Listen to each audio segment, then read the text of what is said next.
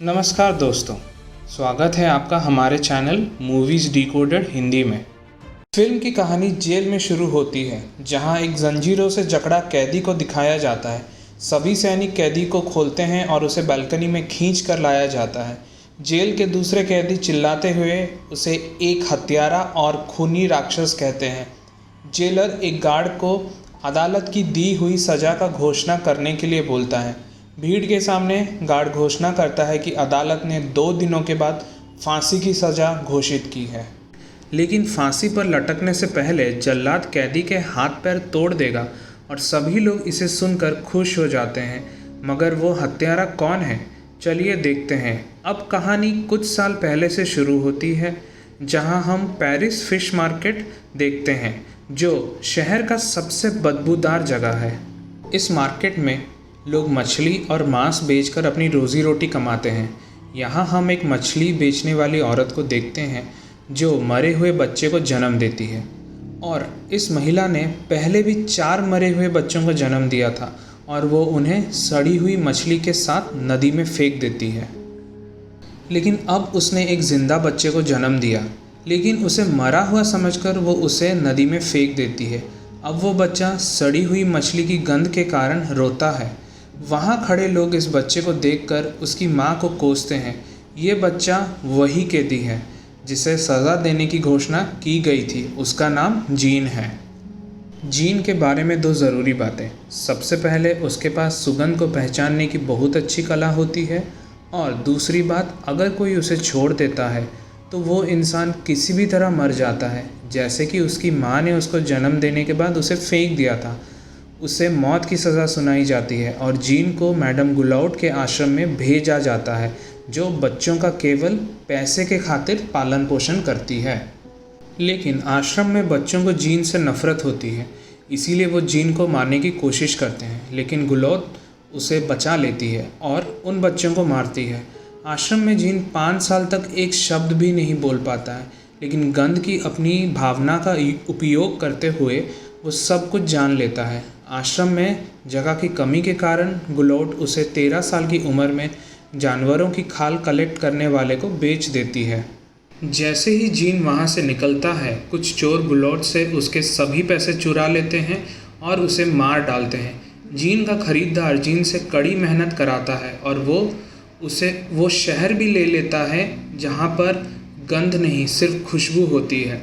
Gene पहली बार अद्भुत दुनिया और सुगंध का स्वाद लेता है।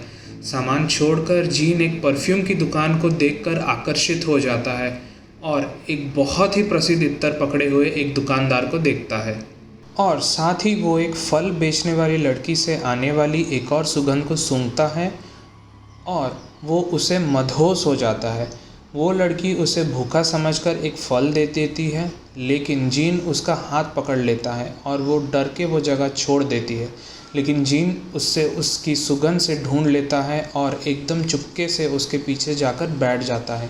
लड़की को अपने पीछे की तरफ किसी के होने का एहसास होता है और वो ज़ोर से चिल्लाती है, लेकिन लड़की चिल्लाकर कहीं लोगों का ध्यान न खींच ले, इसीलिए जीन लड़की का मुंह दबा देता है। जैसे ही लोग वहाँ से निकलते हैं, जीन लड़की के मुंह से अपना हाथ हटा देता है और उसे मरा हुआ पाता है। जीन महसूस करता है उसकी खुशबू धीरे धीरे चली जा रही है, जिससे जीन चकित हो जाता है और सोचता है खुशबू अचानक से कहाँ गायब हो गई। अब बात करते हैं एक और किरदार की, जो पेरिस शहर का महान परफ्यूम बनाने वाला है। शहर में नए इत्तर के आने के वजह से उसका बिजनेस गिरने लगा था।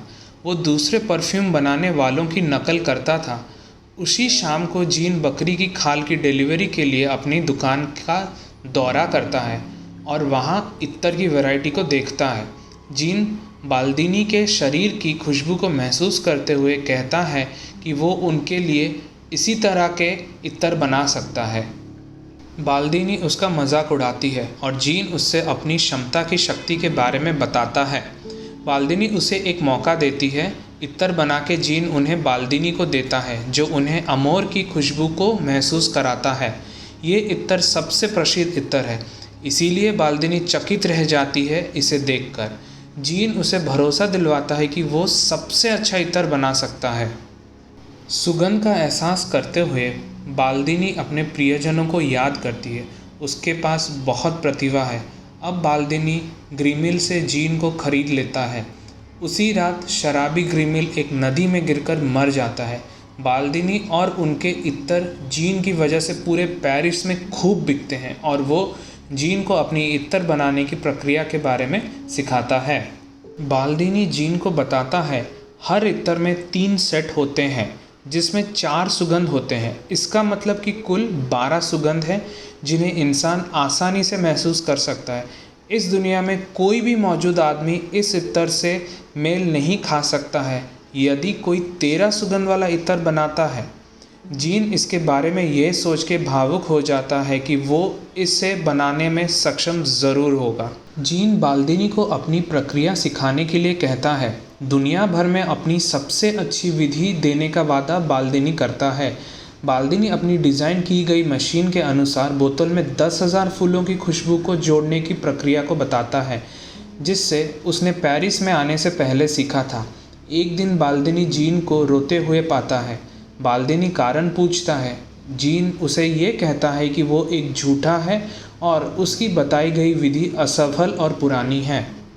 जीन कहता है कि वो लोहा और कांच को बोतल में कैद नहीं कर सका। इस घटना के बाद जीन बेहोश हो जाता है। अब बाल्दिनी व्यापार के नुकसान के बारे में सोचकर चिंतित हो जाता है क्योंकि जीन बीमार पड़ जाता है। जीन बाल्दिनी से इत्तर बनाने के दूसरे तरीके पूछता है और वो उससे जानवरों की चर्बी से इत्तर बनाने को कहता है। बाल्दिनी जीन को ग्रास जाने का आदेश देती है। इसके बदले में वो 1000 फॉर्मूले लेती है। जीन ग्रास काम सीखने जा रहा है। जैसे ही जीन निकलता है बाल्दिनी का घर धूल में नष्ट हो जाता है जिससे उसकी मौत हो जाती है। ग्रास जाते वक्त जीन को पहली बार एहसास होता है कि वो किसी का गुलाम नहीं है और अपने फैसले खुद ले सकता है। अब 2 रास्ते हैं ग्रास की ओर ले जाते हैं। एक गांव से होकर जाता है जबकि दूसरा पहाड़ से होकर जाता है। अब वो पहाड़ों से होकर जाना शुरू कर देता है। रास्ते में एक गुफा को देखता है जहां वो आराम के लिए रुकता है और वहां कई दिन बिताते हुए शांति से वो सोता है और उस फल बेचने वाली लड़की को सपने में देखता है। सपने से जागते हुए जीन अपने शरीर को सूंघना शुरू कर देता है, लेकिन उसे अपने शरीर से कोई भी स्मेल महसूस नहीं होती है। बाहर बारिश में भीगते समय उसे एहसास होता है कि उसकी अपनी कोई गंध नहीं है। अगली सुबह वो ग्रास की ओर जाता है। वो उसी फल बेचने वाली लड़की का इत्तर को महसूस करता है। जीन सबसे सुंदर लड़की को गाड़ी से उतरते हुए देखता है। ये देखकर वो उसका पीछा करता है और ग्रास के पास आता है। लड़की का पीछा करते हुए जीन एक महल के अंदर आता है जिसका मालिक दुनिया का सबसे बड़ा अमीर आदमी रिचिस होता है। वो सुंदर लड़की लौरा उसकी बेटी है और ग्रासे की सबसे हसीन महिला। जीन एक महिला के लिए काम करता है जिसका पति उस पर नज़र रखता है। जीन जानवर से इत्तर प्राप्त करने के लिए 2 तरीके सीखता है और उनकी कंपनी में भी रहता है। वहाँ अपनी महिला सहकर्मी पर पहला तरीका आजमाता है। वो उस लड़की के मृत शरीर को जानवर के चर्बी वाले टैंक में डुबाता है और उबालता है, लेकिन वो सफलता प्राप्त नहीं कर पाता है। दूसरी प्रक्रिया में वो एक स्ट्रीट वॉकर यानी कि राह चलते इंसान को लेता है, जिसे वो एक चमकीले कपड़े पे जानवरों की चर्बी का उपयोग करता है।